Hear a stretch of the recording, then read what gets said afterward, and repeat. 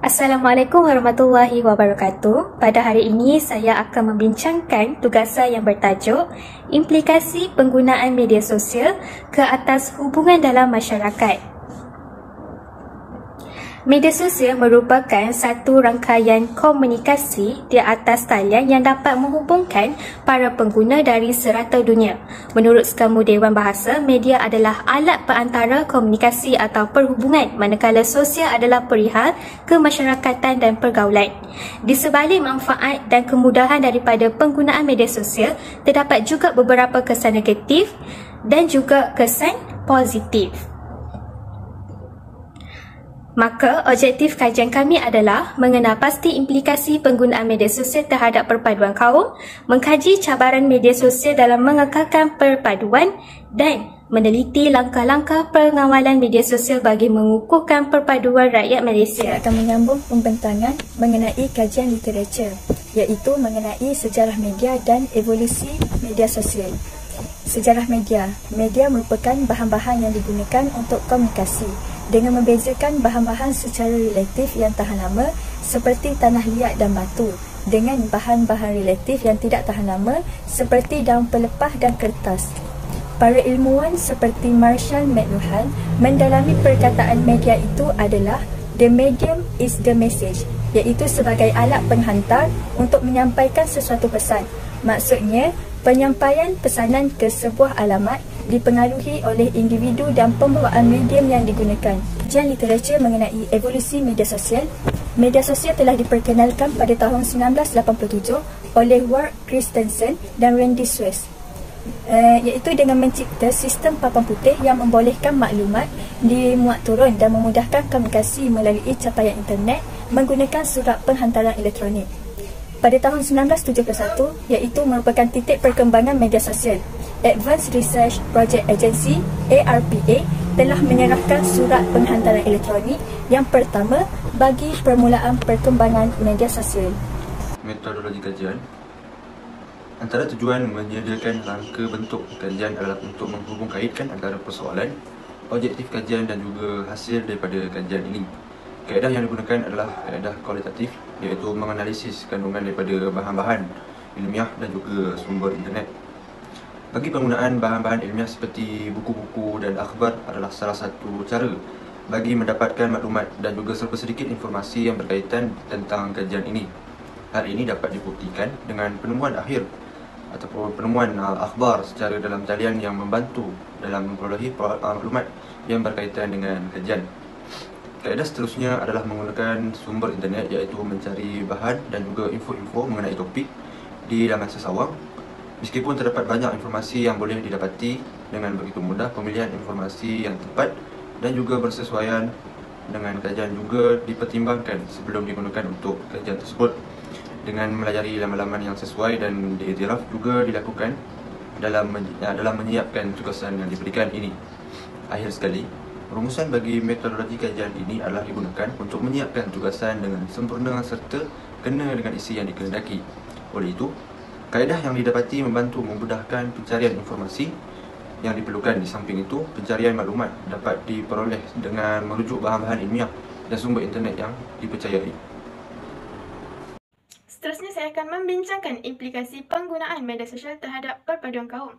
Implikasi positif yang pertama adalah media sosial dapat mewujudkan masyarakat maya dan alam cyber yang bersifat terbuka dan berpengetahuan.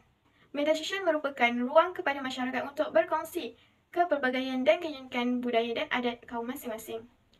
Hal ini dikatakan demikian kerana masyarakat Malaysia terdiri daripada pelbagai kaum seperti kaum Melayu, kaum Cina dan kaum India. Menerusi media sosial, masyarakat berbilang kaum ini dapat berkongsi kepelbagaian dan keunikan budaya masing-masing seperti berkongsi gambar, hari perayaan, pakaian tradisional dan makanan. Sehubungan dengan itu, media sosial dapat meningkatkan pengetahuan dan sekaligus menguatkan perpaduan rakyat Malaysia. Implikasi positif yang kedua adalah media sosial dapat memperkenalkan semangat perpaduan dan kepelbagaian budaya rakyat Malaysia. Menerusi media sosial, beliau boleh mempromosikan keindahan budaya rakyat Malaysia yang menawan. Oleh itu, industri perfilman memainkan peranan penting untuk menghasilkan filem pendek berunsur perpaduan melalui Instagram atau YouTube. Di samping itu, semangat perpaduan dan kepelbagaian budaya dapat diperkenalkan melalui sokongan maya.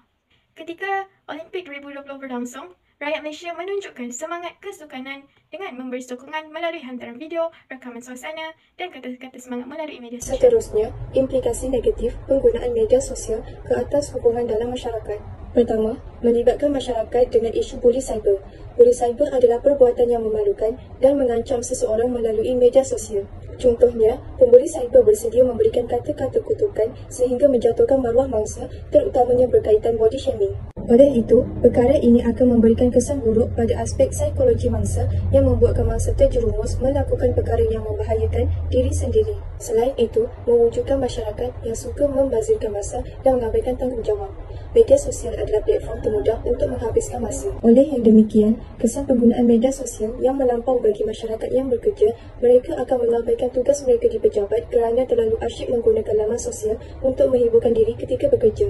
Bagi pelajar pula, mereka lebih tergoda dengan situasi viral di media sosial yang menyebabkan mereka cenderung untuk hilang konsentrasi ketika sedang belajar. Seterusnya, kami akan menyambung pembincangan dengan menerangkan berkaitan dengan cabaran media sosial dalam mengekalkan perpaduan. Cabaran media sosial dalam mengekalkan perpaduan ialah melalui penyebaran fitnah dan maklumat yang salah terhadap individu, masyarakat, perlembagaan, agama, budaya dan sebagainya.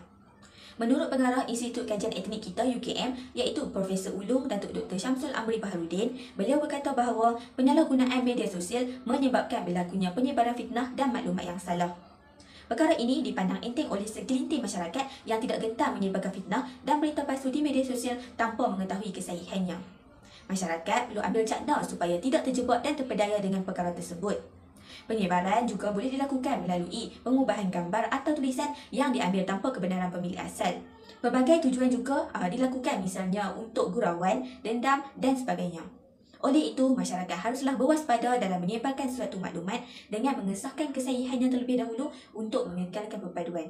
Seterusnya, menurut satu artikel daripada International Journal of Law, Government and Communication ada menyatakan bahawa media sosial dijadikan medium untuk mencapai kepuasan diri.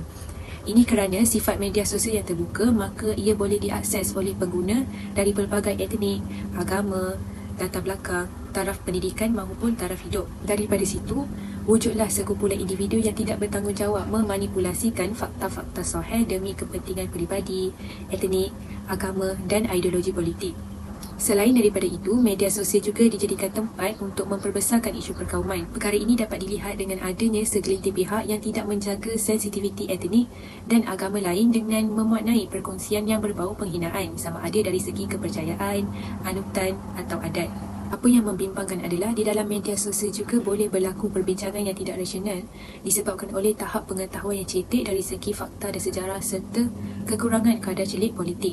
Daripada perkara-perkara yang telah disebutkan tadi, maka ia telah memberi kesan yang negatif seperti persengketaan dan pertikaman lidah dalam kalangan masyarakat serta membangkitkan kemarahan dan kebencian antara satu sama lain. Oleh itu, dapat disimpulkan bahawa aktiviti yang tidak sihat yang berlaku dalam media sosial serta kesan negatif yang berpunca daripada media sosial juga menjadi penghalang ataupun cabaran kepada pembentukan perpaduan dalam masyarakat. Langkah-langkah pengawalan media sosial bagi mengukuhkan perpaduan rakyat Malaysia, iaitu dengan memperketatkan undang-undang.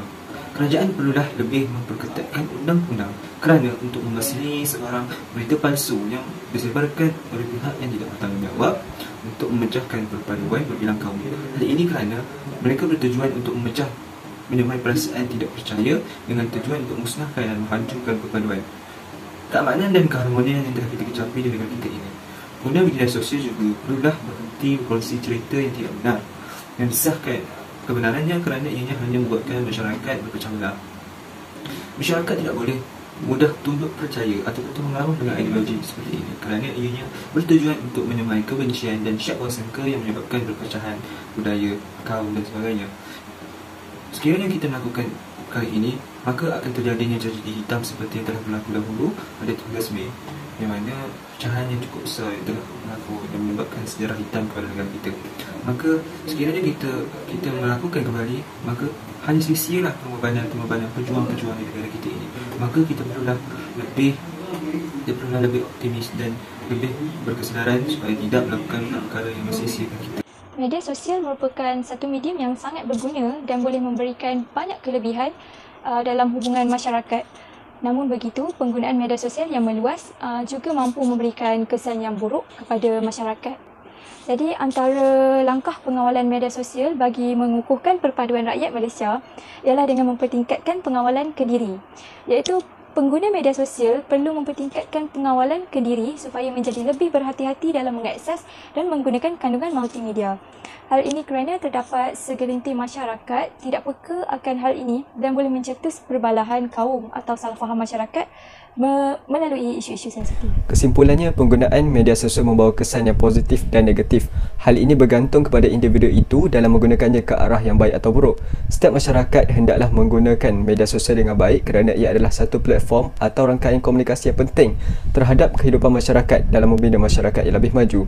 Oleh hal demikian, langkah-langkah pengawalan media sosial bagi mengukuhkan perpaduan rakyat juga hendaklah dilaksanakan bagi membentuk masyarakat yang lebih memahami antara satu sama lain.